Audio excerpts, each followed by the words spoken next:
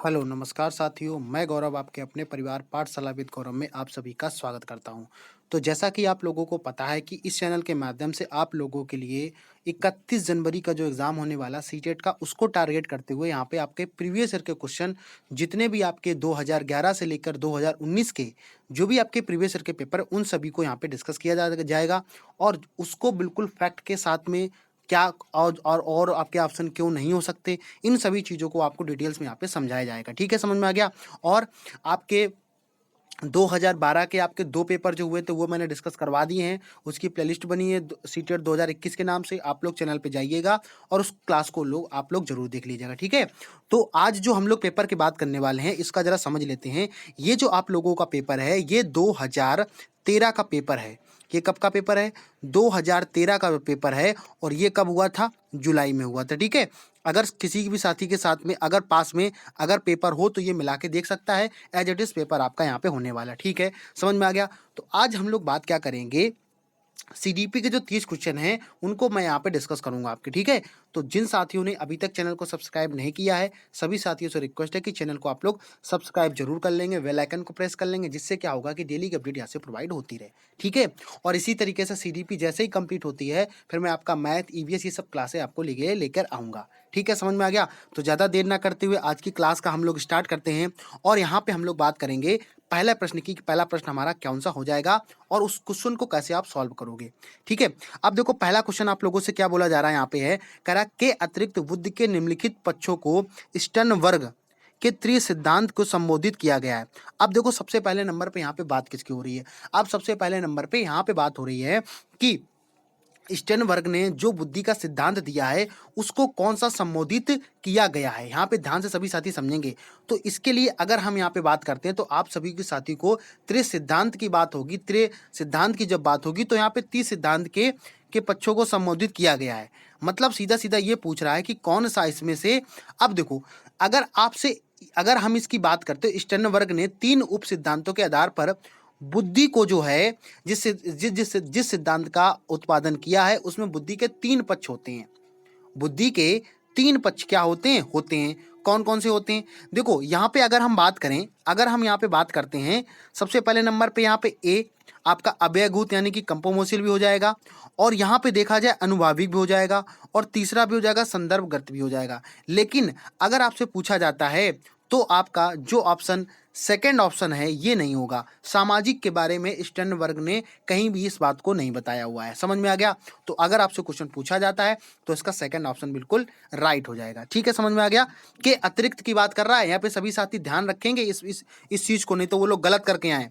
यहाँ पे बुझला के अतिरिक्त मतलब इसके अतिरिक्त जो नहीं है उसको आपको बताना है। तो अगर हम थोड़ा सा आप लोगों को यहाँ पे बता देते हैं कि इन्होंने जो सिद्धांत दिया है कुछ इस तरीके से, आप लोग क्या करेंगे इसको याद रखेंगे, ठीक है? तो यहाँ पे एक ये अव्ययभूत हो जाएगा, यहाँ पे आपका अनुभाविक हो जाएगा और ये संदर्भ हो जाएगा, ठीक है? समझ में आ गया? उसको के अतिरिक्त पूछा है तो सामाजिक की यहाँ पे कहीं भी बात नहीं की गई है, ठीक है?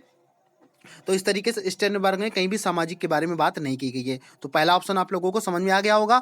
अब हम लोग बात करने वाले क्वेश्चन नंबर सेकंड की। सभी साथी ध्यान से एक एक क्वेश्चन को समझेंगे और बहुत आसान से इस क्वेश्चन को क्या करेंगे, सॉल्व करेंगे। क्वेश्चन क्या बोला है? हार्वर्ड गार्डन का बुद्धि का सिद्धांत पर बल देता है। मतलब जो गार्डन ने बुद्धि का सिद्धांत दिया है वो किस सिद्धांत पर बल करता है? समझ में आ गया? अब देखो यहाँ पे समझेंगे, जिन साथियों ने अभी तक बुद्धि नहीं पढ़ी है तो वो लोग जरूर क्वेश्चन को वहां से समझ ले, पूरी थ्योरी पढ़ने। क्या होगा अगर आप लोग चाहते हैं कि मैं अलग अलग चैप्टर का आप लोगों के लिए थ्योरी भी क्लास कराऊं तो उसके लिए आप लोग कमेंट करिएगा, कमेंट करके बताइएगा कि सर मुझे इस चैप्टर की क्लास चाहिए जो मुझे समझ में बिल्कुल भी नहीं आता है, ठीक है? वो मैं आप लोगों को बहुत डिटेल्स में यहाँ पे समझाऊंगा। अगर जितने भी साथी लाइव क्लास को देख रहे हैं तो प्लीज़ सभी साथियों से रिक्वेस्ट है कि आप लोग क्लास को लाइक शेयर जरूर करें, कमेंट करके बताएं और ऐसे ही लोगों को, नए साथियों को जोड़िएगा, ठीक है? तो यहाँ पे क्वेश्चन क्या बोला जा रहा है, हार्वर्ड गार्डन का बुद्धि का जो सिद्धांत है इसके बारे में पूछा जा रहा है कि इस सिद्धांत का जो मतलब किस सिद्धांत पर बल देता है। देखो अगर यहाँ पे गार्डन की बात हो रही है, गार्डन जो है एक तरीके से मान लो जी, अगर यहाँ पे बात हो रही है किसकी, देखो सामान्य बुद्धि के बारे में इन्होंने कभी नहीं बोला है, ठीक है? विद्यालय में आवश्यक समान योग्यताओं के बारे में भी इन्होंने नहीं बोला है, लेकिन इन्होंने जिसके बारे में बोला है वो बोला है किसके बारे में, प्रत्येक व्यक्ति का विलक्षण योग्यताओं के आधार पर। कहने का मतलब यहाँ पे सीधा है, इन्होंने क्या बोला है कि जैसे जो बच्चा होता है वो अलग अलग अलग अलग योग्यताएं के आधार पर बुद्धि को क्या करता है, ऑब्जर्व करता है। जैसे मैंने क्या बताया, मैं आपको पढ़ा रहा हूँ, ठीक है, लेकिन आप उसमें से कई सारे साथी ऐसे होंगे जिनको एज इट इज तुरंत जो हम समझा रहे हैं वो चीज़ समझ में आ रही है, और कुछ लोग क्या करेंगे, कम से कम 3 से 4 बार वीडियो को देखेंगे, है ना, इस समझ में बुक से भी करेंगे, वो देखेंगे, तो उनको क्या होगी, सभी की योग्यताएं कैसी होती हैं, अलग अलग होती हैं। इसके बारे में हार्वर्ड ने बुद्धि का सिद्धांत दिया है, ठीक है। अनुबंधन कौशल का तो बिल्कुल भी बात कहीं नहीं हो रही है। इस तरीके से क्या करेंगे, जब आप पेपर को सॉल्व करेंगे तभी आप क्वेश्चन को सॉल्व कर पाएंगे, ठीक है, समझ में आ गया। मुझे उम्मीद है कि आप लोगों को यहाँ पे समझ में आ रहा होगा। मैं जैसे कई कई सारे साथियों ने बोला था कि सर इंग्लिश की प्रॉब्लम होती है, और तो उसके लिए मैं इंग्लिश का पेपर भी साथ में रहेगा, और इसके साथ साथ मैं आप लोगों को एक चीज़ और बता देना चाहता हूँ कि कई सारे साथियों ने कमेंट करके बताया सर क्लियर नहीं दिखता है, तो आप लोग उसमें अपनी क्वालिटी को क्या करिएगा, कम से कम 240 या 360 पर देखिएगा, तो आपको वीडियो बिल्कुल क्लियर क्लियर दिखाई पड़ेगा, ठीक है, समझ में आ गया। तो आप लोग अपने जो फ़ोन की जो यूट्यूब की क्वालिटी है उसको थोड़ा सा बढ़ाइएगा, 144 पर मत देखिएगा, उसको आप 240 या 360 पर देखिएगा, पूरा आपको समझ में आएगा। अब हम लोग थर्ड क्वेश्चन की बात करने वाले हैं, जरा समझ लेते हैं। यहाँ पे थर्ड क्वेश्चन आप लोगों से क्या पूछा जा रहा है, समझेंगे सभी साथी, यहाँ ध्यान से सभी साथी समझेंगे। क्या क्वेश्चन बोला है, कह रहा था फा और चा ध्वनिया ध्वनि जो है कैसी हैं। देखो कल भी मैंने इससे आपको 2012 में क्वेश्चन भी क्वेश्चन करवाया था, तो सभी साथियों को मैंने क्या बताया था, ये क्या हो जाएगा आपका स्वनिम हो जाएगा। ध्वनियों की जब बात होगी तो क्या होता है, स्वनिम होता है। क्या होता है, स्वनिम होता है। तो सभी साथियों को यहाँ पे मैंने चीज़ों को बता दिया है। ये काम क्या करता है, जिनका सीधा सीधा आप ऐसे याद रखिए, अलग रखने पर कोई अर्थ नहीं होता है, ये क्या कहलाती है, स्वनिम ध्वनि कह जाती है, ठीक है, समझ में आ गया। था को अगर आप अलग रख दोगे तो कोई मतलब नहीं, फा से कोई मतलब नहीं, चा से, तो स्वनिम ध्वनियां यहाँ पे हो जाएंगी। तो फोर्थ ऑप्शन बिल्कुल इसका राइट आंसर हो जाएगा, ठीक है। आगे समझेंगे जरा। अब देखो आगे समझ लेते हैं कि आगे क्वेश्चन कौन सा दे रखा है और क्या क्या क्वेश्चन इससे पूछा जा सकता है, समझेंगे। चौथा क्वेश्चन, सभी साथी जितने साथी देख रहे हैं, अगर उनको क्वेश्चन का आंसर आता है तो आप लोग सभी से रिक्वेस्ट है कि आप लोग उसका आंसर जरूर दीजिएगा, ठीक है, समझ में आ गया। उसका आंसर आप लोग जरूर करें, जिससे क्या होगा, आप लोग सीख पाएंगे, ठीक है, समझ में आ गया। हाँ, अब देखो यहाँ पे चौथा क्वेश्चन की बात क्या कर रहा है, कक्षा में जेंडर रूढ़िवादिता से बचने के लिए एक शिक्षक को, देखो मैं जितने भी पेपर आपको सॉल्व करा रहा हूँ, जेंडर से रिलेटेड 1 या 2 क्वेश्चन जरूर आता है, तो आप लोग उस टॉपिक को कंप्लीट करके जरूर जाएं, ठीक है। क्या कह रहा है, कक्षा में जेंडर रूढ़िवादिता से बचने के लिए एक शिक्षक को क्या करना चाहिए, समझ में। क्वेश्चन नंबर 4 की हम बात कर रहे हैं, तो देखो क्या बोल रहा है यहाँ पे, कह रहा है लड़के लड़कियों को एक साथ साथ अपारंपरिक भूमिकाओं में रखना चाहिए। सेकंड क्या कह रहा है, अच्छी लड़की अच्छा लड़का कहकर शिक्षार्थियों के अच्छे कार्य की सराहना करनी चाहिए। थर्ड क्या कह रहा है, कुश्ती में भाग लेने के लिए लड़कियों को निरुत्साहित करना चाहिए। चौथा ऑप्शन क्या कह रहा है, लड़कों को जोखिम उठाने और निर्भीक बनने के लिए प्रोत्साहित करना चाहिए। अब देखो यहाँ पे बात हो रही है रूढ़िवादिता की, जेंडर रूढ़िवादिता की यहाँ पे बात हो रही है। तो जेंडर रूढ़िवादिता की जब कभी बात होगी तो आप लोगों को सीधे सीधे यहाँ पे कहने का सीधा सा मतलब क्या है, आप जब तक उनको साथ साथ में, जैसे मान लो क्या होता है, जो क्या नाम स्कूल होते हैं, कॉलेज होते हैं, वो इस तरीके से डिजाइन किए जाते हैं कि जहाँ पे फीमेल्स और मेल आपस में बैठ के साथ में सीख सकें। उससे क्या होगा, उन दोनों में जो पारंपरिक जो भूमिका होगी, जो उनमें निगेटिव पॉइंट होंगे, उन चीज़ों को दूर करके क्या करेंगे, वो क्लास में लिंग विविधता के दूर करेंगे, ठीक है। तो जिसका देखा जाए यहाँ पे ऑप्शन क्या हो जाएगा, ए ऑप्शन बिल्कुल, यानी ए का नंबर यहाँ पे बिल्कुल राइट आंसर यहाँ पे हो जाएगा, ठीक है, समझ में आ गया। क्योंकि देखो लड़कों के जोखिम उठाने की बात कहीं नहीं की जा रही, ऐसा कहीं नहीं होगा। कुश्ती में लड़कियों में बिल्कुल गलत बात है ये। अच्छी लड़की तो बिल्कुल ही नहीं हो सकता यहाँ पे, क्योंकि यहाँ आपने क्या कर दिया, यहाँ आपने अलग अलग पहले से डिवाइड कर दिया, तो रूढ़िवादिता तो यहाँ पे पहले से हो जाएगी, ठीक है। अगला क्वेश्चन देखते हैं। अगला क्वेश्चन नंबर 5 देखते हैं, क्या क्वेश्चन नंबर 5 क्या कह रहा है सभी साथियों से। अब देखो क्वेश्चन नंबर 5 क्या बोल रहा है, क्वेश्चन नंबर 5 आप लोगों से बोल रहा है कि विद्यालयों विद्यालयों को किसके लिए व्यक्तिगत भिन्नताओं को पूरा करना चाहिए, मतलब जो आपके स्कूल कॉलेजेस हैं वो किन किन चीज़ों को व्यक्तिगत भिन्नताओं को पूरा करना चाहिए। तो सभी साथी इसका कमेंट करेंगे, कमेंट करके बताएंगे कि यहाँ पे किस तरीके का यहाँ पे क्वेश्चन आंसर हो जाएगा। पहला ऑप्शन क्या बोला है, व्यक्तिगत शिक्षार्थियों के मध्य खाई को कम करने के लिए, शिक्षार्थियों के निष्पादन और योग्यताओं को समान करने के लिए, यह समझने के लिए कि क्यों शिक्षार्थी सीखने के या अयोग्य हैं, व्यक्तिगत शिक्षार्थी विशिष्ट होने की अनुभूत कराने के लिए। देखो यहाँ पे व्यक्तिगत भिन्नताओं की बात हो रही है, तो विशिष्ट वाला तो बिल्कुल गलत हो जाएगा, क्योंकि यहाँ भिन्नताओं की बात हो रही है, उनको पूरा करना है आपको। तो जो पूरा करना है कहने का मतलब क्या है कि उसको कम करना चाहिए हमें। भाई पूरा कब कर पाओगे? जब उनके बारे में आप पूरी बात करोगे, लोगों को बताओगे, लोगों को समझाओगे कि भाई व्यक्तिगत भिन्नता लड़की और लड़का में किसी प्रकार की भिन्न यहाँ पे नहीं किया जाता, ठीक है। तो यानी कहने का मतलब क्या हो जाएगा, ए बिल्कुल इसका राइट आंसर हो जाएगा। व्यक्तिगत शिक्षार्थियों के मध्य खाई को कम करने के लिए क्या किया जाता है, उनको पूरा करना चाहिए, ठीक है। मतलब हम ये सोच के चलते हैं, जैसे मान लो अगर आप सीटेट पास कर जाते हो और सीटेट के पास करने के बाद में आप प्राइमरी या जूनियर में जॉब भी करने लगते हो, तो क्या आप जैसे मान लो वहां जो कमियां हैं, वहां जो भी कमियां उनको आप दूर करने की कोशिश करोगे ना कि आप जाओगे और उस चीज को आप बढ़ावा दोगे जाके, ठीक है ना। तो इसका ए ऑप्शन बिल्कुल राइट हो जाएगा। अगला देखते हैं क्वेश्चन नंबर 6 नंबर क्या हो जाएगा। 6 नंबर की देखो बात हो रही, क्वेश्चन नंबर समझेंगे 6 नंबर क्या है यहाँ पे। 6 नंबर की बात क्या हो रही जरा समझेंगे सभी साथी ध्यान से, ठीक है। हाँ, 6 नंबर आपसे क्या बोला जरा शांत समझेंगे।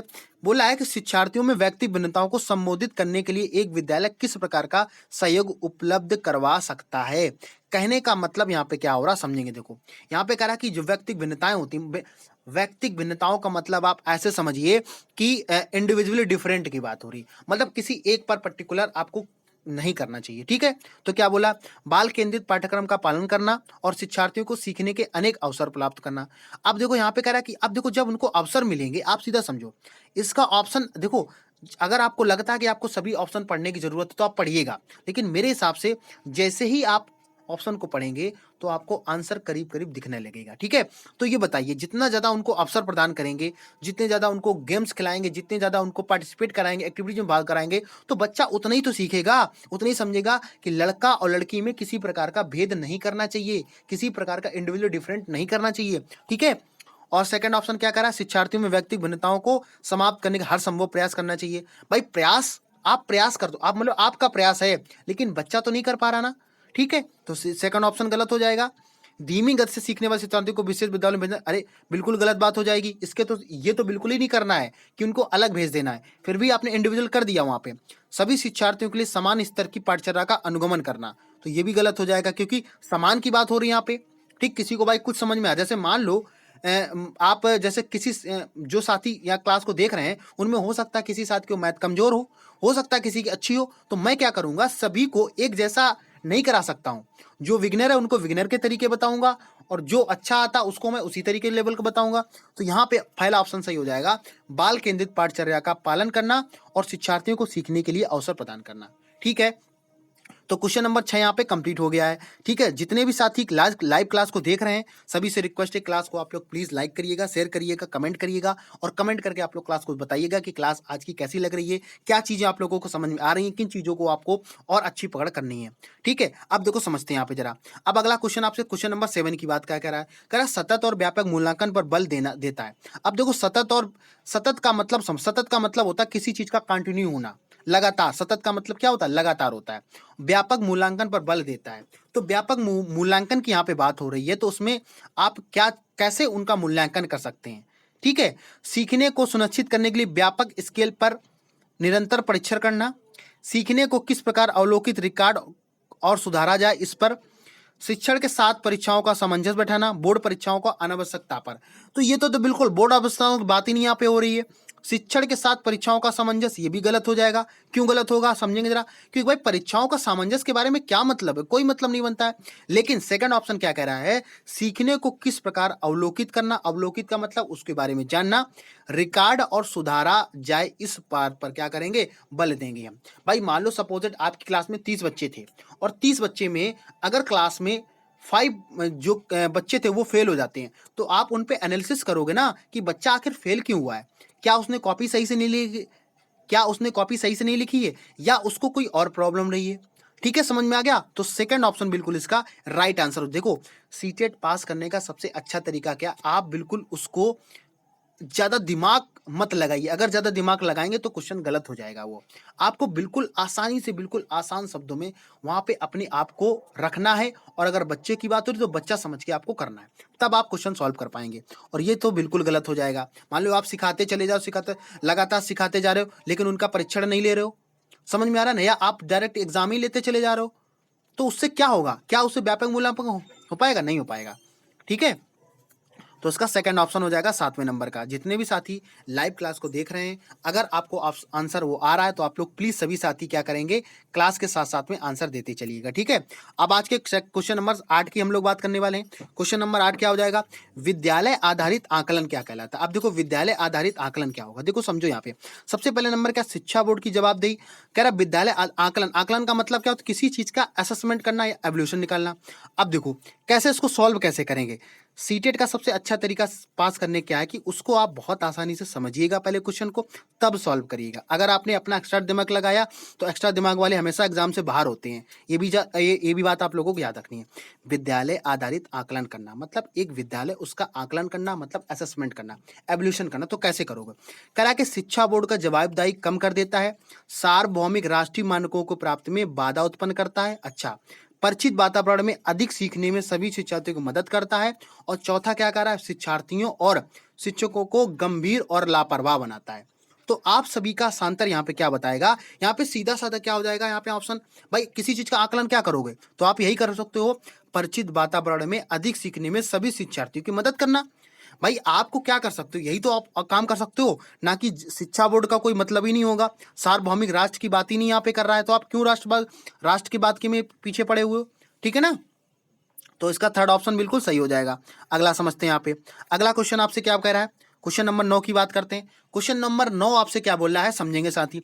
सीखने की तत्परता किस ओर संकेत करती है, reading for the learning refer to. कहने का मतलब क्या है कि जब आप किसी चीज को सीख रहे होते हैं और सीखने के साथ साथ में आपकी तत्परता आती है, जैसे मान लो अभी आपका 31 जनवरी को एग्जाम लगा हुआ है, ठीक है, तो अब सभी साथियों क्या करते होंगे, पढ़ने की सोचते होंगे, कम सो रहे होंगे, ठीक है ना। कहने का मतलब क्या है, इसका मतलब कहीं ना कहीं आपके दिमाग में वो चीज चल रही कि अगर हम जो हमें चीजें नहीं आ रही उनको हमें सीखना चाहिए, ठीक है ना। तो जरा ऑप्शन पढ़ लेते हैं फिर आपको आंसर बताते हैं।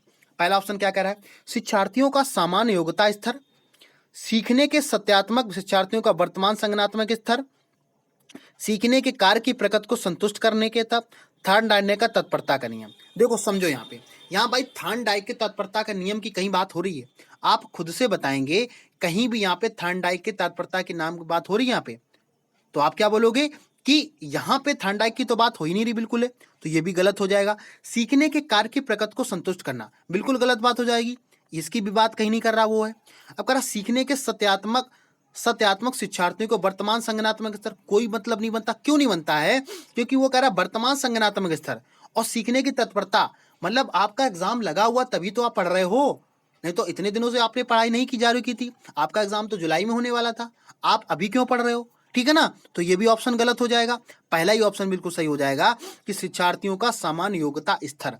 भाई जिस तरीके का मान लो जो साथी, जब इस मेरे समझाने का थोड़ा सा तरीका अलग है, मैं पूरी चीजें आप लोगों को कंप्लीट कराऊंगा। देखो आप सभी साथी समझेंगे, जिन साथियों ने क्या है पहले से पढ़ लिया है वो इस समय क्या करेंगे, उनको पढ़ने की जरूरत होगी लेकिन कम होगी, लेकिन जिन साथियों ने बिल्कुल नहीं पढ़ा है उनके दिमाग में सामान्य योग्यता स्तर से क्या होगा, थोड़ा सा लो होगा, तभी तो आप उनको सीखने की तत्परता कर रहे हो ना। तो पहला ऑप्शन बिल्कुल इसका राइट हो जाएगा, ठीक है।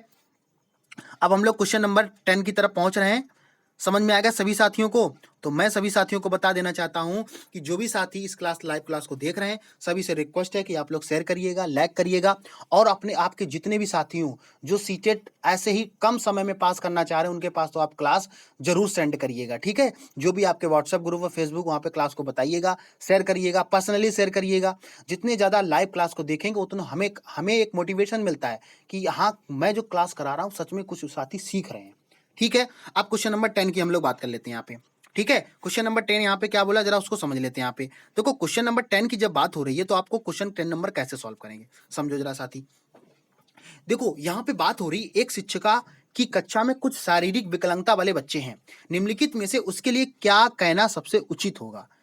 अब देखो यहाँ पे बात ये हो रही है कि एक क्लास है और क्लास में क्या है कि उसमें जो बच्चे हैं कुछ कैसे हैं विकलांग हैं और कुछ कैसे हैं पूरी तरीके से सही हैं, तो उनके लिए क्या सबसे कहना उचित रहेगा समझेंगे। पहला ऑप्शन क्या कह रहा है, पहिया कुर्सी वाले बच्चे हॉल में जाने के लिए अपने समवयस्क साथी बच्चों से मदद ले सकते हैं। दूसरा, शारीरिक रूप से असुविधाग्रस्त बच्चे कक्षा में कोई वैकल्पिक गतिविधि कर सकते हैं। या तीसरा, मोहन खेल के मैदान में जाने के लिए आप अपनी वैसाखियों का प्रयोग क्यों नहीं करते हैं। ठीक है। चौथा क्या हो जाएगा, पोलियोग्रस्त बच्चे अब एक गाना प्रस्तुत करेंगे। कहने का मतलब आप बताइए, क्या कहीं गाने की बात हो रही है? तो आप बिल्कुल बोलोगे बिल्कुल गलत बात है, गाने की बात नहीं हो रही है। अगला करा कि मोहन खेल के मैदान में जाने के लिए आप अपनी बैसाखियों का प्रयोग क्यों नहीं कर रहे हो? भाई मान लो आप क्लास में बच्चों को पढ़ा रहे हो, ठीक है, और कोई भी बच्चा वहां पे बैठा वो जो विकलांग है, और विकलांग है, विकलांग से अब वो नहीं जा रहा है, तो उससे क्या बोलोगे आप यही बोलोगे भाई आप अपनी बैसाखी जो है उनका प्रयोग करिएगा और उस क्लास में आप लोग पढ़ने के लिए जाइएगा, यही तो बोलोगे ना। तो ये बिल्कुल सही बोल रही है शिक्षिका, क्या बोली, बिल्कुल सही बोला है। और ये भी गलत हो जाएगा ऑप्शन, और ये भी गलत हो जाएगा, ठीक है। पहिया कुर्सी वाले बच्चे, अब भैया पहिया कुर्सी सभी के पास तो नहीं होगी ना वहाँ पे, भाई सभी को प्रोवाइड नहीं कराया जाएगा वहाँ पे, ठीक है, समझ में आ गया, क्योंकि ये प्राइमरी लेवल का आपका क्वेश्चन था। इसके बाद में हम लोग बात करने वाले क्वेश्चन नंबर 11 की जरा समझेंगे। देखो क्वेश्चन नंबर 11 आपसे क्या बोल रहा है, कह रहा है कि के अतिरिक्त सभी के कारण अधिगम अक्षमता उत्पन्न हो सकती है। मतलब किसके कारण से क्या है, अधिगम अक्षमता। अक्षमता का मतलब ये होता है कि उनके अंदर जो कमी है, कह रहा सेरेब्रल डिस्फंक्शन के द्वारा, संवेगात्मक विघ्न द्वारा, विवादात्मक संस्कार। अब ये बताइए भाई, सेरेबल का मतलब होता है आपका माइंड है। जैसे मान लो आपका जो एग्जाम हो रहा है, ये सेरेबलम जो आपका माइंड होता है उसी का तो आपका जांच किया जा रहा है, ठीक है ना। तो इसके द्वारा क्या हो सकता है, इसके द्वारा तो हो सकता है। तो ये पहला ऑप्शन कैसा हो जाएगा, सही हो जाएगा। लेकिन हमसे पूछा के अतिरिक्त, इसके अतिरिक्त कौन सा नहीं होगा। अब देखो संवेगात्मक ये भी हो जाएगा, व्यवहारात्मक ये भी हो जाएगा, लेकिन एक आपका नहीं होगा, कौन सा, सांस्कृतिक कारक बिल्कुल कोई इफेक्ट नहीं करता है। आप कल्चर्स प्रोग्राम नहीं सीख रहे हो तब भी कोई मतलब नहीं बनता है, ठीक है ना। तो ये आपका जो क्या नाम उसमें विघ्न डालेगा, सांस्कृतिक कारक का कोई भी इफेक्ट नहीं डाल सकता है, ठीक है। लेकिन आप जब इस तरीके से चीजें होंगी, संवेगात्मक विघ्न आपको आ रहा, आप पता चले आप पढ़ाने गए, आप क्लास में पढ़ाने बैठे और पढ़ाते समय क्या आप अब क्या नाम कोई बच्चा रोने लगा तो आप भी रोने लगे, ठीक है ना। तो वो विघ्न कहीं ना कहीं क्या करेगा, अधिगम में सिखाने के लिए क्या करेगा, दिक्कत करेगा, ठीक है। या व्यवहारगत विघ्न डाले, मान लो सपोजिट आप प्राइमरी में पढ़ाने पहुंचे और प्राइमरी पढ़ाते समय क्या हुआ कि वहां पे आपने इतना अच्छा बच्चों से रिलेशन बना लिया कि आप उनके साथ में बैठ के खाना खा सकते हो, वो अलग बात है। लेकिन ऐसा नहीं कि आप हमेशा खाते रहो, ठीक है ना, समझ में आ गया। तो सी ऑप्शन बिल्कुल इसका, सॉरी फोर्थ ऑप्शन बिल्कुल इसका राइट आंसर यहाँ पे हो जाएगा, ठीक है, समझ में आ गया। अगला क्वेश्चन समझते हैं यहाँ पे। अब देखो मैंने आपको फिर भी बताया था कि समावेशी शिक्षा से यानी इंक्लूसिव एजुकेशन से आपका हमेशा एक या दो क्वेश्चन जरूर टपकते एग्जाम में, ठीक है। क्वेश्चन नंबर 12 जरा समझते हैं, क्या कह रहा है, एक समावेशी विद्यालय क्या है। देखो समावेशी विद्यालय से मतलब हमने क्या बताया, जहाँ पे सभी प्रकार के जो बालक होते हैं, चाहे वो मंदबुद्धि हो, चाहे आप इंटेलिजेंट हो, सभी प्रकार के बच्चों को शिक्षा एक साथ दी जाती है, ठीक है। क्या कह रहे हैं, ऑप्शन समझने पड़ेंगे जरा। शिक्षार्थियों की क्षमताओं की परवाह किए बिना सभी के अधिगम परिणामों को सुधारने के प्रतिबद्ध होता है यहाँ पे, ठीक है। अब सेकंड क्या, शिक्षार्थियों के मध्य अंतर करता है और विशेष रूप से, अब देखो विशेष रूप आ गया, पहले ही नंबर इसको ऑप्शन को कट कर दो, विशेष रूप मतलब स्पेशल हो गया वो, तो ये गलत हो जाएगा यहाँ पे। विशेष रूप यहाँ भी दे रखा है, ये भी, इसको भी। अब मैंने क्या बताया, कुछ सीटेट पास करने की कुछ ट्रिक्स होती है, अगर आपने उसको अपना लिया तो आप एग्जाम में बहुत अच्छा करके आओगे। जो मैं टारगेट बना के चला हूं, जो मैंने अपनी टैगलाइन दी है कि इस बार सीटेट पार 120 है ना, तो वो कैसे आएगी, वो इसी तरीके से आएगी आपकी। अब फोर्थ ऑप्शन देखते हैं, शिक्षार्थियों की नियोक्ता के अनुसार उनकी सीखने की आवश्यकताओं को निर्धारित करता है, तो ये भी गलत हो जाएगा यहाँ पे। तो अगर यहाँ पे देखा जाए तो 12 का ऑप्शन कौन सा हो जाएगा, पहला बिल्कुल सही हो जाएगा कि उनकी अधिगम क्षमताओं की परवाह नहीं करते हैं, हम अपने परिणाम के सुधारने की कोशिश करते हैं। भाई सपोजिट यहाँ पे देखो क्या है, यहाँ पे जितने साथी लाइव क्लास को देख रहे हैं, तो मेरा तो सभी को एक तरीके से है कि सभी साथी सीटेट क्वालिफाई कर जाएं, वो उनकी क्षमता के अकॉर्डिंग होगा कि आप उस कितना कर पा रहे हैं यहाँ पे, ठीक है। इस तरीके से ऑप्शन क्या हो जाएगा, इस 12 का पहला ऑप्शन बिल्कुल सही हो जाएगा। अब हम लोग बात करने वाले हैं क्वेश्चन नंबर 13 की, ठीक है, समझ में आ गया सभी साथियों को, समझेंगे जरा। क्वेश्चन नंबर 13 क्या बोल रहा है, क्वेश्चन नंबर 13 बोल रहा है प्रतिभाशाली शिक्षार्थी को, आप कह रहे हैं प्रतिभाशाली से जो शिक्षार्थी होता है उसको क्या करना चाहिए। क्वेश्चन नंबर 13 क्या बोल रहा है, कह रहा है ऐसे सहयोग की आवश्यकता होती है जो सामान्यतः विद्यालयों द्वारा उपलब्ध नहीं कराए जाते हैं, बिल्कुल सही बात है यहाँ पे। अब अगला क्या कह रहा है, शिक्षक के बिना अपने अध्ययन को व्यवस्थित कर लेते हैं, अन्य शिक्षार्थियों के लिए अच्छे मॉडल बन सकते हैं, अधिगम निरोग नहीं हो सकते हैं। तो देखो यहाँ पे अगर हम बात करें, ये तो बिल्कुल नहीं होगा, ठीक है। और कह रहा अन्य शिक्षार्थियों अच्छे मॉडल, कोई जरूरी बात नहीं यहाँ पे। आप प्रतिभाशाली हो तो क्या आप सभी के लिए मॉडल बन पाओगे, नहीं बन पाओगे ना यहाँ पे। तो और इसका ये भी ऑप्शन सेकंड वाला भी गलत हो जाएगा। क्या? शिक्षक के बिना अपने अध्ययन को व्यवस्थित कर लेते हैं। अगर भाई आप शिक्षक, आप सोचो स्कूल और कॉलेजेस ना होते, सभी लोग इंटेलिजेंट हो जाते, तो क्या हो जाएंगे सभी लोग? जब तक आप विद्यालय में नहीं जाओगे, जब तक आप सीखोगे नहीं, तो कैसे सीख पाओगे? तो उससे गलत हुआ ना। प्रतिभाशाली की क्या हो जाएगा ऑप्शन? पहला हो जाएगा। ऐसे सहयोग की आवश्यकता होती है जो सामान्यतः विद्यालयों द्वारा उपलब्ध नहीं कराए जाते हैं। ठीक है, समझ में आ गया? तो इसका 13 का फर्स्ट ऑप्शन बिल्कुल राइट हो जाएगा। क्वेश्चन नंबर, यहाँ पे हम बात कर रहे हैं क्वेश्चन नंबर 14। अब देखो, जो भी साथी अभी इसी टाइम ऑन लाइव क्लास में आए हैं, उन सभी को मैं बता देना चाहता हूं, ये आपका सीटेट का 2013 का पेपर है। सीडीपी मैं आपका कंप्लीट करा रहा हूं यहाँ पे 30 क्वेश्चन पे, और मैंने 12 के कंप्लीट करा दिए हैं। तो जिन साथियों ने अभी तक नहीं देखा है, प्लीज सभी से रिक्वेस्ट है कि आप पहले सबसे पहले नंबर पे जाकर के यहाँ पे क्लास फिनिश होने के बाद में आप क्लास में उसमें चैनल पे जाइएगा, उसकी प्लेलिस्ट बनी हुई है, तो उसको जरूर आप लोग देख लेंगे। ठीक है, ये आपकी क्लास, ये आपका जो 1-2 नंबर से हमेशा रह जाता ना, ये बहुत फायदा करेगा आपका। ठीक है, अब देखो क्वेश्चन नंबर 14 की हम लोग बात करने वाले। क्वेश्चन नंबर 14 क्या करा? के कारण प्रतिभाशाली होती है, मतलब प्रतिभाशाली जो बालक होते हैं वो किन कारण से होते हैं। क्वेश्चन नंबर यहाँ पे 14 की अगर हम बात करें तो आप क्या बताओगे? देखो भाई, अनुवांशिक बिल्कुल सही बात है, यहाँ पे अनुवांशिक और वातावरण पे दोनों पे इफेक्ट करेगा ना भाई, दोनों पे। भाई प्रतिभाशाली आप हो तो कुछ अनुवांशिक तो गुण होंगे आपके, जो आपके गार्जियन से मिले, मम्मी पापा से जो गुण मिले, कुछ वो होंगे, और कुछ जो होगा जो वहाँ का इन्वायरमेंट होगा, उन दोनों का इफेक्ट पड़ता है। जैसे मान लो जो लोग मुखर्जी नगर दिल्ली तैयारी करने, तो एक माहौल होता है ना, एक इन्वायरमेंट होता है वहाँ तैयारी करने के लिए। ठीक है ना, दोनों चीजें तभी तो प्रतिभाशाली बनाते हैं वहाँ पे। तो यहाँ पे देखा जाए, थर्ड ऑप्शन बिल्कुल इसका राइट हो जाएगा, मतलब 1 और 2 क्या करते हैं, बिल्कुल सही फॉलो करते हैं यहाँ पे। ठीक है, समझ में आएगा सभी साथियों को? समझ में यहाँ पे आ गया होगा कि क्वेश्चन नंबर 14 का थर्ड आंसर सही हो जाएगा। ठीक है, अगले क्वेश्चन की हम लोग बात करते हैं। अगला क्वेश्चन नंबर 15 क्या बोल रहा है? कह रहा है बच्चों में सीखने और सुनने के लिए अधिगम योग वातावरण के निम्नलिखित में से कौन सा उपयुक्त है।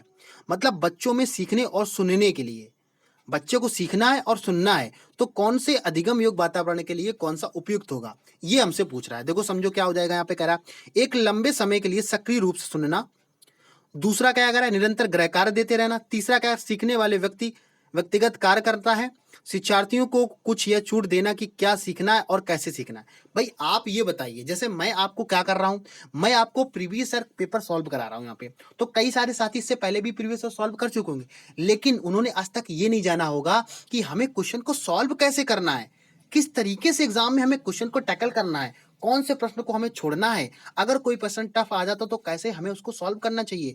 मैं आपको यही तो सिखा रहा हूं, तो उनको सीखने और सुनने में क्या करेगा, एक अच्छा वातावरण क्रिएट करेगा। ठीक है, तो इसका 4 ऑप्शन बिल्कुल राइट हो जाएगा। तो इस तरीके से क्वेश्चन आपको खुद से समझिएगा, आप उसको अपनी जगह रखिएगा और आप बहुत अच्छे से पेपर को सॉल्व कर पाएंगे। ठीक है, मैं आपको विश्वास दिला रहा हूं, जब आप पेपर देके लौटोगे तो आप खुद से बोलोगे कि हाँ, मैंने गौरव सर से पढ़ा और इतने अच्छे तरीके से चीजें समझ में आई कि मेरा सीटेट पहली बार में निकल गया। ठीक है, समझ में आ गया। अब क्वेश्चन नंबर हम लोग 16 की बात करते हैं। देखते जरा क्वेश्चन नंबर 16 की बात क्या कर रहा है। 16 में आपसे कह रहा है गतिक कौशलों को अधिगम नियोक्ता कहलाती है। मतलब अधिगम जो नियोक्ता होती है वो क्या कहलाती है, इससे आपका एक क्वेश्चन जरूर निकल के आता है यहाँ पे। तो अगर हम इसकी बात करते हैं तो यहाँ पे अधिगम नियोक्ता ये 2012 में भी आया था। ठीक है, अधिगम निवृत्ता मतलब हमने क्या बताया था, यहां पे जैसे लिखा था सा, क्या लिखा था, सा लिखा था। अब वो बच्चा क्या पढ़ेगा, वो बच्चा वाज पढ़ेगा। तो मतलब कहने का मतलब क्या है, उसको लर्निंग में प्रॉब्लम आ रही, किस में आ रही, लर्निंग में, जो उसकी चीजें हैं वो उसको समझ नहीं पा रहा, उल्टा किस तरीके से लैंग्वेज में प्रॉब्लम है। तो यहाँ पे क्या हो जाएगा कि अगर यहाँ पे अगर हम देखें तो क्वेश्चन नंबर 16 की जब बात करेंगे तो क्वेश्चन नंबर 16 आप अच्छे से तरीके से बता सकते हो कि यहाँ पे कौन सा आंसर हो जाएगा। तो सभी साथियों के यहाँ पे अगर हम बात करते हैं तो यहाँ पे क्या हो जाएगा, बोलो सभी साथी इसका आंसर करेंगे, कौन सा हो जाएगा। तो अगर हम इसकी बात करते हैं तो इसका आंसर कौन सा हो जाएगा, तो आंसर के लिए आप लोग यहाँ पे बात हो जाएगा डिस्पेक्सिया, यहाँ पे बिल्कुल राइट आंसर यहाँ पे हो जाएगा। इसको क्या बोला जाएगा, डिस्पेक्सिया बोला जाएगा। ठीक है, समझ में आ गया। तो जिससे देखो क्या होता है यहाँ पे, इससे जो बालक ग्रस्त होते हैं उसको चलने में, कूदने में, ये सब चीजें क्या होती हैं, उसको दिक्कत होती है। ठीक है, समझ में आ गया। तो अधिगम नियोक्ता हो गया ना, इस तरीके से ये ऑप्शन हो जाएगा सही। ठीक है, अब देखो ये जो मैंने आपको बताया, अगर सा वाला तो ये डिसलेक्सिया हो जाएगा, क्योंकि ये लैंग्वेज की बात कर रहा था, ये मैंने एग्जांपल थोड़ा सा अलग बता दिया, तो डिसलेक्सिया का हो जाएगा। अगर वो डिसकैल्कुआ की बात करें तो वहां जहां पे कैलकुलेशन की दिक्कत होगी। ठीक है ना, और थर्ड तो डिलेक्सिया बताया, डिसग्राफी डिसफेजिया भी इसी ऐसे ही हो जाएगा। ठीक है, अब क्वेश्चन नंबर 17 के हम लोग बढ़ते हैं। क्वेश्चन नंबर 17 आपसे क्या बोल रहा है, जरा इसको भी ध्यान समझेंगे। क्वेश्चन नंबर 17 बोल रहा है अधिगम निरोधकता क्या होती है। देखो मैंने अभी आपको क्वेश्चन सॉल्व कराया और फिर वो क्वेश्चन आपसे उसी तरीके से पूछ लिया, ठीक है। तो अधिगम निरोधकता क्या है, एक स्थिर अवस्था है, एक चर अवस्था है, जरूरी नहीं कि कार्य पद्धति की हानि करे, समुचित निवेश के साथ सुधार योग्य नहीं है। तो देखो हाँ बिल्कुल सही बात है। तो ये तो बिल्कुल गलत हो जाएगा यहाँ पे, किसी की बात जरूरी नहीं कि कार की हानि करे, तो ये भी गलत हो जाएगा। हानि करता है, क्यों नहीं हानि करता है भाई, जो बच्चा चल नहीं पा रहा तो हानि कर रहा ना, उसको हानि करता है, ठीक है ना। अब देखो यहाँ पे क्या करा है, एक स्थिर अवस्था है या चर है। तो ये अगर हम देखा जाए तो ये वेरिएबल होता है हमेशा। ये कैसा होता है, वेरिएबल होता है। तो उसका सेकंड ऑप्शन बिल्कुल राइट हो जाएगा। क्या होता है, ये वेरिएबल होता है, एक चर होता है। चर से आप यहाँ पे अंदाजा लगा सकते हैं, ठीक है। समझ में आ गया, पूरी बात यहाँ पे आप लोगों को समझ में आ रही होगी। आगे बढ़ते हैं। तो आप सभी साथियों से ऐसा ही रिक्वेस्ट है कि आप सभी साथी जितने भी लाइव क्लास को देख रहे हैं, सभी से रिक्वेस्ट है कि आप लोग प्लीज लाइक करिएगा, शेयर करिएगा, कमेंट करिएगा, कमेंट करके जरूर बताइएगा क्लास आप लोगों को कैसी लग रही, क्या चीजें आपको समझ में आ रही हैं, ठीक है।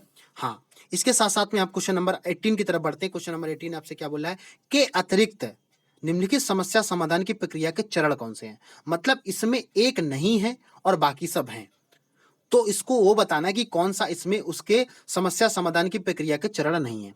तो देखो आप ये बताओ, समस्या का पहचान करना ये तो होगा, ठीक है, ये तो होगा। और हमसे पूछ रहा कौन सा नहीं होगा, तो ये बताओ ये तो होगा ना चरण, ये है तो हमारा ऑप्शन ये नहीं होगा। समस्या को छोटे छोटे हिस्सों में बांटना, भाई ये भी होता है। अगर किसी समस्या को मान लो हमें अगर मान लो आप किसी चीज को पढ़ने की वो बना रहे हो प्लानिंग, तो जो आपको टॉपिक नहीं आ रहे होंगे तो उनको छोटे छोटे पॉइंट में आप लिखोगे ना। हाँ, संभावित युक्तियों को खोजना, और आप संभावित कर सकते हैं। जैसे मान लो आप सीटेट क्लास पढ़ रहे हो, तो कम से कम संभावित लगा सकते हो कि भाई मेरे 190 नंबर सॉरी 120 नंबर आ सकते हैं, 150 में 150 संभावित लगा सकते हो, कैसी आपकी तैयारी है, ठीक है। और परिणामों की आशा करना, भाई परिणामों की आशा करना, हमें क्या पता है, आप अपनी प्रैक्टिस कर रहे हो तो वो आपको बाद में, लेकिन हमें क्या पता हम पास होंगे कि फेल होंगे, है ना। तो ये इसके अतिरिक्त क्या हो जाएगा, 4 ऑप्शन बिल्कुल इसका राइट आंसर यहाँ पे हो जाएगा, ठीक। सभी साथियों को यहाँ पे समझ में आ गया होगा। इसके बाद हम लोग बात करते हैं क्वेश्चन नंबर 19 की। समझेंगे सभी साथी यहाँ पे ध्यान से, जितने साथी लाइव क्लास को देख रहे हैं सभी से रिक्वेस्ट है कि आप लोग प्लीज लाइक शेयर करिएगा। अगर ये पेपर आप लोग चाहते हैं तो हमारे टेलीग्राम चैनल पाठशाला वेद को ज्वाइन करिएगा, वहां से आपको ये पेपर पूरा पीडीएफ में मिल जाएगा, ठीक है। समझेंगे करा एक शिक्षक को, अब देखो एक शिक्षक की बात कर रहा है, शिक्षार्थियों द्वारा की गई त्रुटियों को एक भयंकर भूल के रूप में लेना चाहिए और प्रत्येक त्रुटि के लिए गंभीर टिप्पणी देना चाहिए। बिल्कुल गलत बात है, कहीं भी ऐसा एनसीएफ 2015 तो एनसीएफ 2005 तो बिल्कुल इसके खिलाफ है, तो हमारा बिल्कुल गलत हो जाएगा। सेकंड क्या करा, शिक्षार्थी कितनी बार गलती करने से बचता है, इसे सफलता के माप के रूप में लेना चाहिए, ठीक है। समझ में आ गया। अगला क्या कह रहा है, जब शिक्षार्थी विचारों को संप्रेरित करने की कोशिश कर रहे हैं तो उन्हें ठीक नहीं करना चाहिए। कहने का मतलब सीधे से यहाँ पे क्या है कि अगर हम यहाँ पे बात करते हैं 19 की, तो यही आपका थर्ड ऑप्शन बिल्कुल राइट हो जाएगा। करा कि एक शिक्षार्थी को, जब शिक्षार्थी विचारों को संप्रेषित करने की कोशिश कर रहा होता है तो उन्हें ठीक नहीं करना चाहिए। कहने का सीधा सा मतलब है कि जब वो चीजों को आपको बता रहा हो, पहले उसकी बात को आप पूरा सुनो, इसके बाद में उसको जवाब दो कि बेटा आप यहाँ पे गलत कर रहे थे, यहाँ पे सही कर रहे थे, ये आपने पॉइंट को गलत बताया है, ठीक है। उनको उस समय नहीं ठीक करना, वैसे पहले पूरी बात सुनो उसकी, ठीक है। समझ में आ गया। तो यहाँ पे थर्ड ऑप्शन बिल्कुल इसका राइट हो जाएगा। आगे बढ़ते हैं जरा हम लोग, ठीक है ना। थोड़ा सा क्वेश्चन छोटा कर लेते ताकि आप लोगों को दिखने लगे। और जिन साथियों जो साथी कमेंट कर रहे थे कि मुझे क्लास में पूरा क्लियर नहीं दिख रहा है, तो उन सभी से रिक्वेस्ट है कि आप लोग अपनी जो क्वालिटी है यूट्यूब की क्वालिटी उसको बढ़ा लीजिएगा और आपको क्लियर दिखने लगेगा, ठीक है। यहाँ से कोई समस्या नहीं है। अगला हम लोग बात करने वाले क्वेश्चन नंबर यहाँ पे 20 की बात हो रही है। समझेंगे जरा ध्यान से। क्या कह रहा है, सीमा परीक्षा में A+ ग्रेड प्राप्त करने के लिए अति इच्छुक है, ठीक है, अच्छी बात है। आगे क्या बोले, जब वह परीक्षा भवन में दाखिल होती है तब परीक्षा प्रारंभ होती है, वह अत्यधिक नर्वस हो जाती है, उसके पांव ठंडे पड़ जाते हैं, उसके हृदय की धड़कन बहुत तेज हो जाती है और उचित तरीके से उत्तर नहीं दे पाती। इसका मुख्य कारण क्या हो सकता है, सभी साथी यहाँ पे बताएंगे। और मुझे उम्मीद है ऐसा किसी के साथ ना हुआ हो, ऐसा कोई हो ही नहीं सकता है। आप अभी सोचो आपका 31 जनवरी को एग्जाम है, लेकिन आपको अभी से नर्वस आ रहा होगा, पता नहीं मैं पास होऊंगा या पास होंगी, क्या मतलब आपके दिमाग में चलता रहता होगा।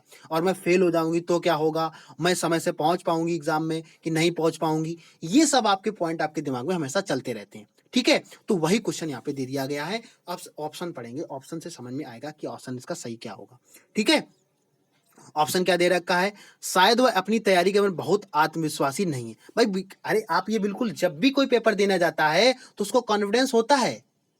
अगर वो आत्मविश्वासी नहीं तो पेपर देने क्यों जा रहा? तो पहला तो बिल्कुल गलत हो जाएगा ना। अगला समझेंगे, शायद वह इस परीक्षा के परिणाम के बारे में बहुत अधिक सोचती है।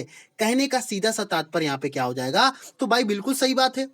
भाई आप सीटेट का पेपर देने जा रहे हो तो आप उसके बारे में सोचते ज्यादा हो ना, कि भाई मैं फेल हो गई तो क्या मैं होगा, मैं पास हो गया तो क्या करूंगा, मैं घर में मुझे डांट पड़ेगी, और ये सब चीजें आपके दिमाग में आती हैं, ठीक है ना। तो सेकंड ऑप्शन यहाँ से बिल्कुल इसका राइट हो जाएगा। अगला क्या कह रहा है, अगला क्यों गलत है मैं ये भी आपको बताता हूँ साथ में। कह रहा है निरीक्षक शिक्षिका जो ड्यूटी पर है वह उसकी कक्षा अध्यापिका हो सकती है और वह स्वभाव में खूब कठोर है। अरे बिल्कुल कोई फर्क नहीं पड़ता, एग्जाम टाइम में आपको देखने को नहीं मिलता कि क्या क्या कौन पास में बैठा कौन क्या कर रहा है, ठीक है ना। तो ये तो गलत बात है। शायद वह अकस्मात संवेगात्मक आवेग का सामना नहीं कर सकती, ये भी गलत बात है, ठीक है ना। तो 20 का यहाँ पे सेकंड बिल्कुल सही हो जाएगा, क्योंकि जो भी एग्जाम की आप प्रिपरेशन करो उसके बारे में सोचते हो ना, तो आपको थोड़ी सी टेंशन यहाँ पे हो जाती है, ठीक है। और क्वेश्चन नंबर हम लोग बात करने वाले हैं किसकी, क्वेश्चन नंबर यहाँ पे बात करने वाले हैं हम लोग किसकी, क्वेश्चन नंबर 21 की। समझेंगे जरा 21 क्या कह रहा है यहाँ पे, समझेंगे सभी साथी। कह रहा है निम्नलिखित में से कौन सी संगनात्मक क्रिया दी गई सूचना के विश्लेषण के लिए प्रयोग में लाई जाती है।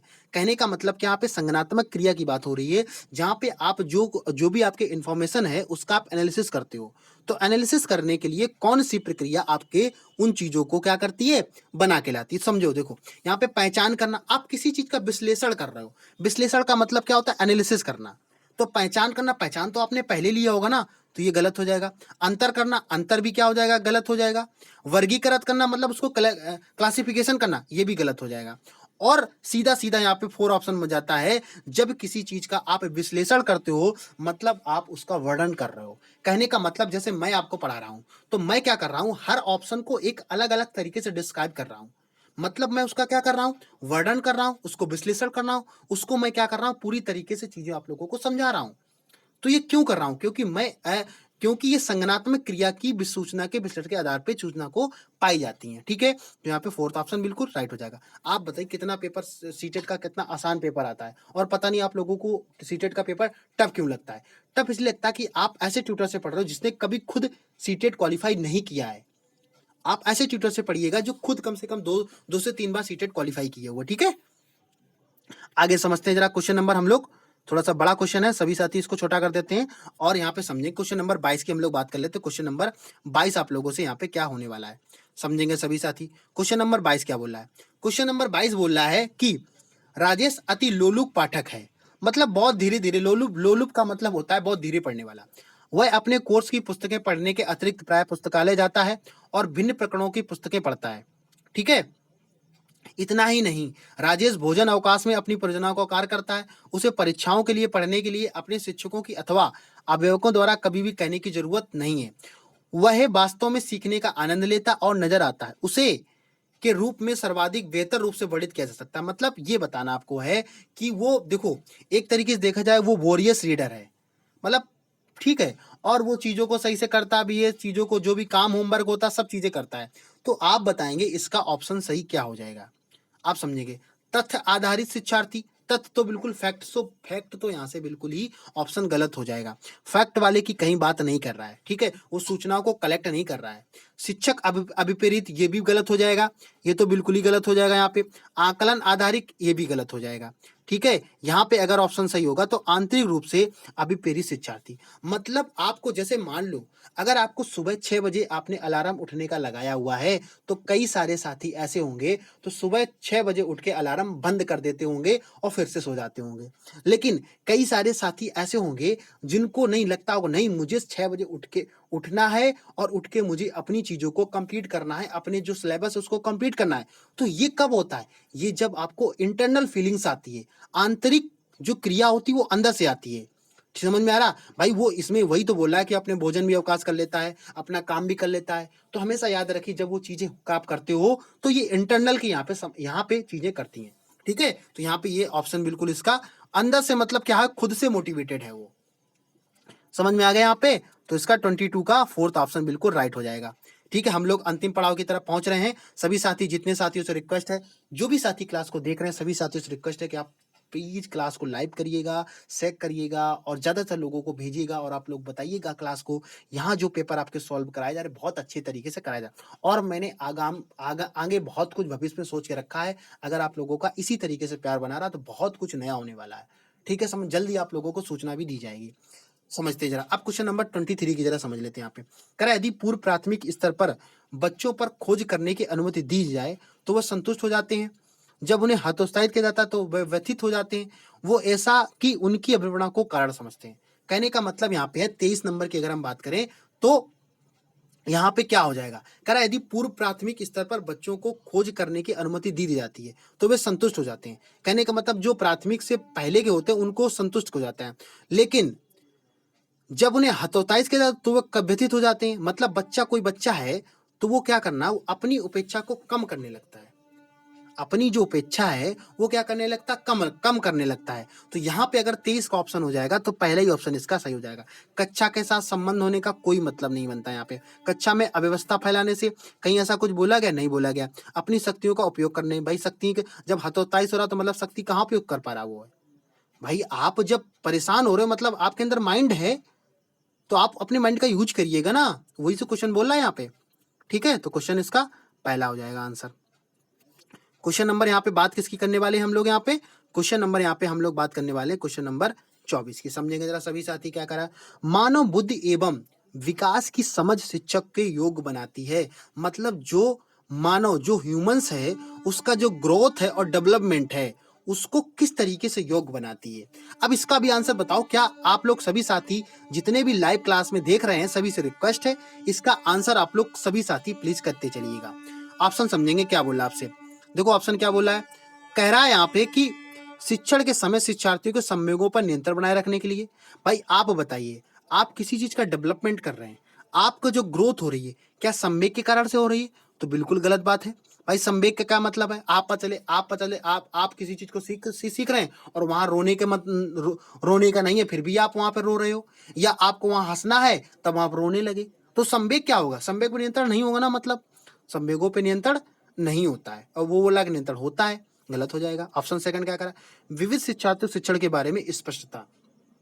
अब इसके बाद में 24 की अगर हम बात करें, अगला क्या कह रहा है, शिक्षार्थियों को यह बताने के लिए अपने जीवन में कैसे सुधार कर सकते हैं। अगला, निष्पक्ष रूप से अपने शिक्षण अभ्यास करना। अब देखो निष्पक्ष रूप से शिक्षण अभ्यास करना, यहाँ पे बात ये हो रही है कि जो मानव का बुद्धि और एवं विकास होता है वो समझ शिक्षक को योग्य बनाती, किस तरीके से योग्य बनाती है।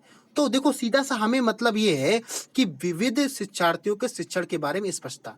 जैसे मान लो आप प्राइमरी में टीचर बन जाते हो और प्राइमरी में जब पढ़ाने आप जाते हो तो आपको पता है कि जब आप कुछ दिन जाते रहोगे तो आपको ये पता चल जाएगा कि कौन सा बच्चा है कितनी जल्दी से क्वेश्चन को सॉल्व कर लेता है, कौन सा बच्चा किसको देरी सॉल्व करता है।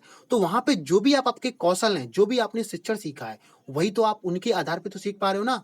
ठीक है, समझ में आ गया। तो ये तो गलत हो जाएगा क्योंकि जीवन सुधार आप किसी को सुधार नहीं सकते हो ना, और ये भी गलत हो जाएगा। तो सेकंड ऑप्शन बिल्कुल इसका राइट आंसर यहाँ पे हो जाएगा। ठीक है, जितने भी साथी सभी साथी लाइव क्लास को देख रहे हैं सभी से रिक्वेस्ट है आप लोग प्लीज क्लास को लाइक करिएगा, शेयर करिएगा, कमेंट जरूर करिएगा, साथ में कमेंट भी करते चलिएगा। ठीक है, अगर आपको लग रहा है कि मेरे द्वारा जो मेहनत तैयार की जा रही है वो आप लोगों लिए कुछ भी थोड़ा सा हेल्पफुल हो रही है तो प्लीज सभी से रिक्वेस्ट है आप शेयर करिएगा। ठीक है, हाँ अगर आपको लगता है कि ये जो तैयारी मैं आपको करा रहा हूं तो आपको कुछ भी लग रहा है नेगेटिव पॉइंट है तो आप कमेंट करके बताइएगा। ठीक है, अब देखो यहाँ पे क्वेश्चन नंबर 25 की बात हो रही है। क्वेश्चन नंबर 25 क्या कह रहा है, कह रहा है कि निम्नलिखित में से कौन सा कथन सत्य है। अब ये आपको पढ़ना पड़ेगा। यहाँ पे समझो जरा क्या बोल रहा है। क्या कह रहा है, विकास और सीखना समाज सांस्कृतिक संदर्भ में अप्रभावित करता है। भाई आप बताइए, समाज हमें सिखाता ही तो है, अप्रभावित कहाँ करता है? वो समाज में हमें चीजें सीखने को मिलती हैं, सांस्कृतिक क्या क्या हमारे कल्चर्स हैं, तो ये तो विकास में क्या करता है, सीखने में फायदा करता है। और यहाँ पे क्या बोला, अप्रभावित करता है, तो ये गलत हो जाएगा।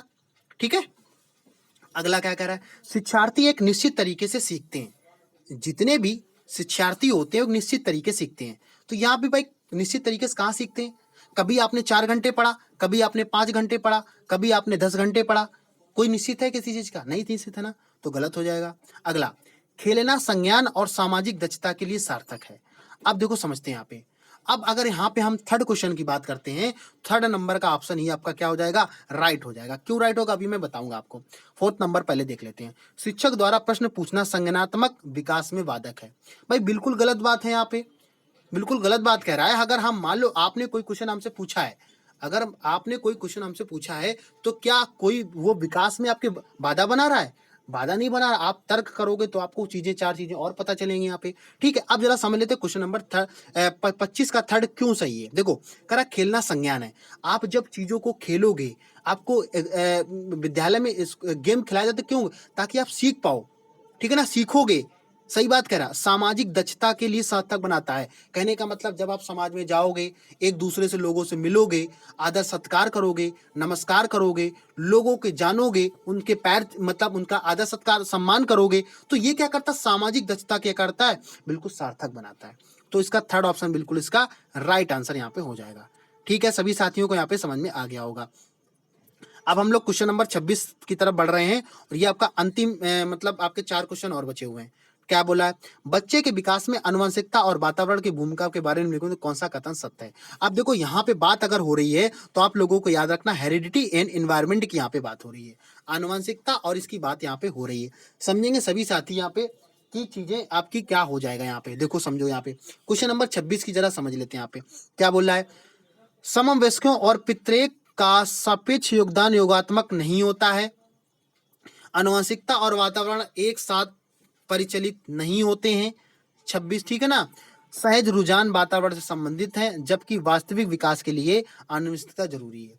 देखो, अगर इसकी बात करें तो आनुवंशिकता और वातावरण दोनों एक बच्चे के विकास में 50% योगदान करते हैं। भाई कहाँ ऐसा कहा गया है कि आनुवंशिकता 50% करता है और वातावरण करता है? तो बिल्कुल गलत बात, तो फिक्स नहीं है कोई चीज ना। भाई कुछ बच्चे होते हैं, वो अनुवांशिकता के दौरान उनके मम्मी पापा से तो ज्ञान उनको नहीं मिला है, लेकिन ऐसे वातावरण में जाते हैं तो बहुत अच्छा वो अच्छी अच्छी डिग्रियां हासिल कर लेते हैं, अच्छी नौकरी भी पा जाते हैं। ठीक है ना, तो ये गलत हो गया ऑप्शन की नहीं। अब थर्ड क्या कह रहा है, सहज रुझान वातावरण से संबंधित है, और जबकि वास्तविक विकास के लिए अनुवंशिकता जरूरी है। देखो, जो उसका रियल का डेवलपमेंट होगा, जो रियल का डेवलपमेंट होगा वो आपको अनुवांशिकता से ही प्राप्त होगा। रियल का जो अनु होगा, भाई आपकी लंबाई है, ठीक है, आपका जो रहन सहन है, वो आपको आपके अनुवंशिकता से तो प्राप्त हो रहा ना। तो यहाँ पे थर्ड ऑप्शन बिल्कुल इसका राइट हो जाएगा। ठीक है, ये दोनों ऑप्शन आपके गलत हो जाएंगे। ठीक, अगला बढ़ते हैं जरा हम लोग। जितने भी साथी क्लास को देख रहे हैं सभी से रिक्वेस्ट है, आप लोग प्लीज क्लास को लाइक करिएगा, शेयर करिएगा, कमेंट करिएगा, कमेंट करके बताइएगा कि क्लास को आपको कैसी लग रही, क्या चीजें आप लोग सीख रहे हैं।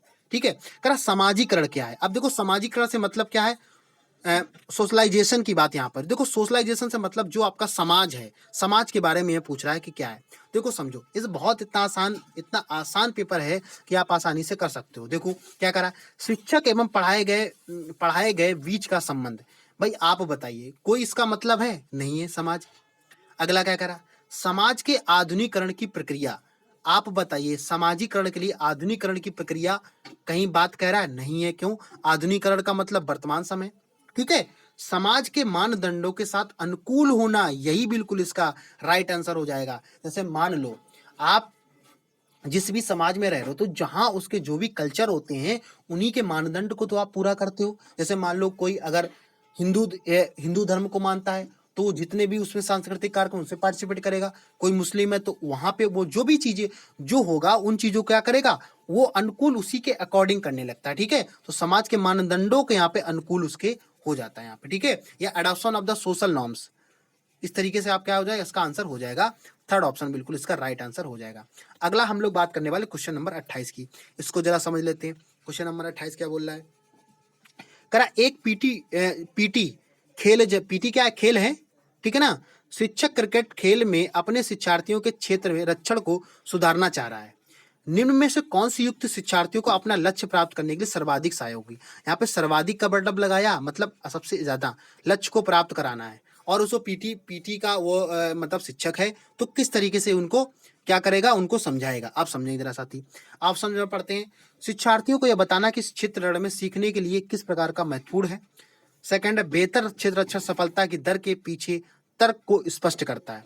कहने का मतलब क्या पे हो जाएगा, थर्ड क्या करा, क्षेत्र लक्षण को प्रदर्शित करना, शिक्षार्थी अवलोकन करेंगे, शिक्षार्थी को क्षेत्र लक्षण के अधिक अभ्यास करवाना। भाई अभ्यास कराने से क्या आपको लगता है, अभ्यास कराने से क्या लगता है कि क्या वो सीख जाएगा? जैसे मान लो मैं आपको जो क्लास करवा रहा हूँ, ये आपने जाने कितनी बार इसको सॉल्व किया होगा, लेकिन अगर मैं उनमें चीजों में तर्क नहीं बताऊंगा कि अगर आपका ए ऑप्शन गलत हो रहा तो क्यों गलत हो रहा है, बी ऑप्शन गलत हो रहा तो क्यों गलत हो रहा है, हमें क्यों और कैसे का जवाब चाहिए होता है, तभी तो आप सीख पाओगे ना। तो यहाँ पे तर्क की बात हो रही है, तभी तो सीख पाएगा बच्चा। भाई जब उसने बोल दिया कि हमें बच्चे को क्या कराना, उसको हमें बताना पड़ेगा कि जो आपके लिए पीटी जो है ये क्यों लाभदायक है, तभी तो कर पाओगे ना। तो बेहतर रक्षण के लिए आपका C option, sorry B, sorry second option बिल्कुल इसका राइट आंसर यहाँ पे हो जाएगा। आज का सेकंड लास्ट क्वेश्चन है। सभी साथियों से रिक्वेस्ट है कि आप लोग क्लास को प्लीज लाइक करिएगा, शेयर करिएगा और कमेंट करके जरूर बता चलिए क्लास आप लोगों की कैसी लग रही है।